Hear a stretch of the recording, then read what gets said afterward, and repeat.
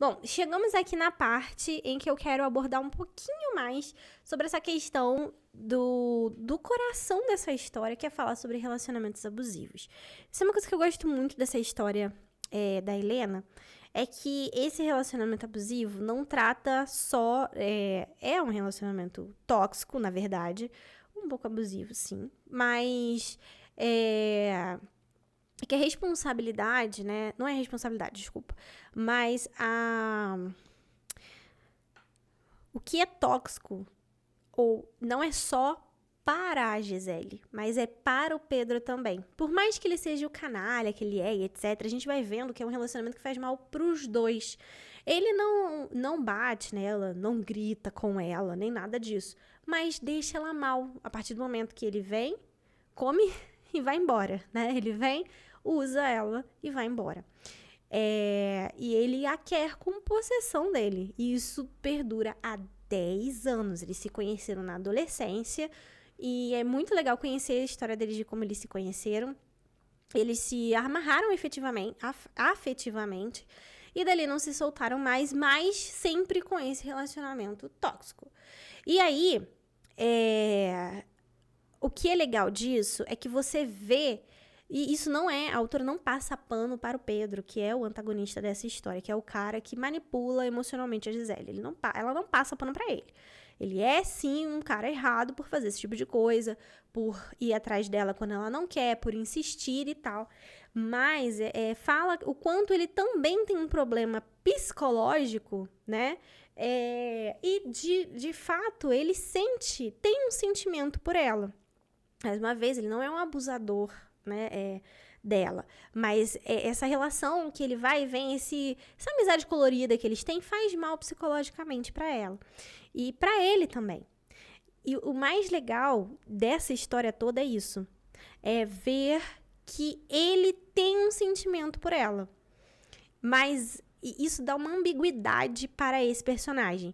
É aquele vilão, né? Ou como queiram chamar, esse antagonista, ele é um vilão que tem seus motivos e que esses motivos são inerentes aos seus erros e às suas construções psicológicas.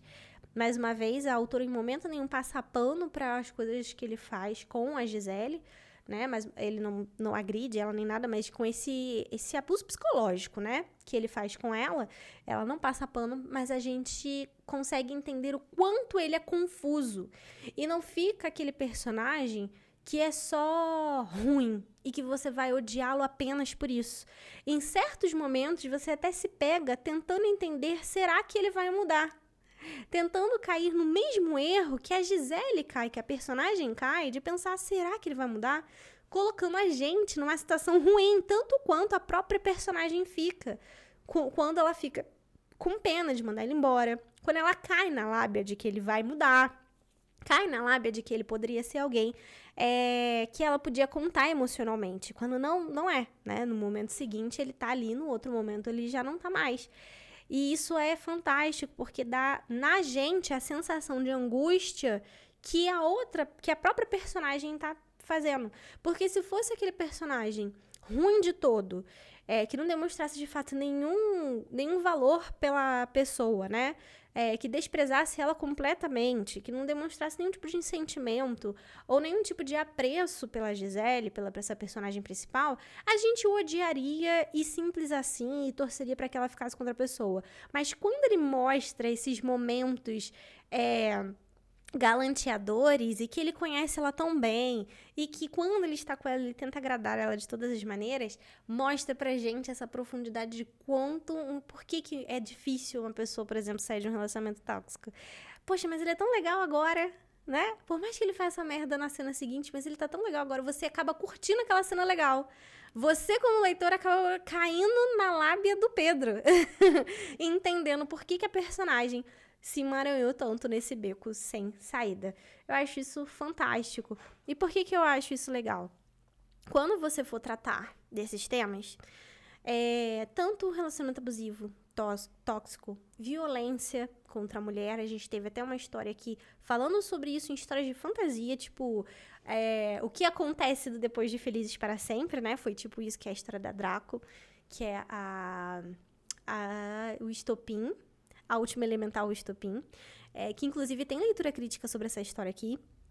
E você tem que entender que há uma complexidade dentro dessas histórias, dessas tramas, desses relacionamentos.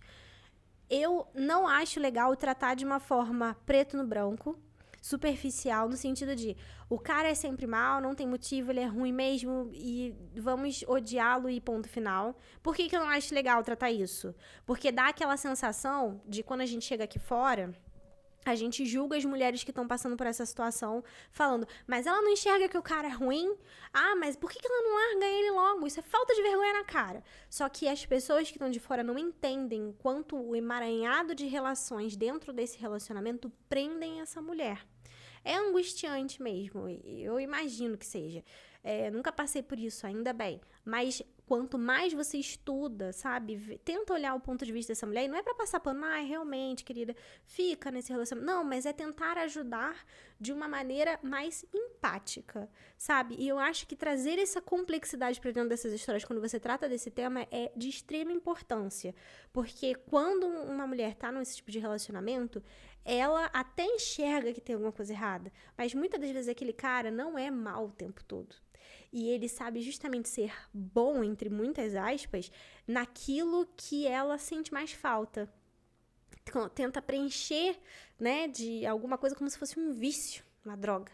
Sem mim você não vai ser ninguém. Sem mim você não vai conhecer ninguém. Se isso não for eu, ninguém vai te aturar.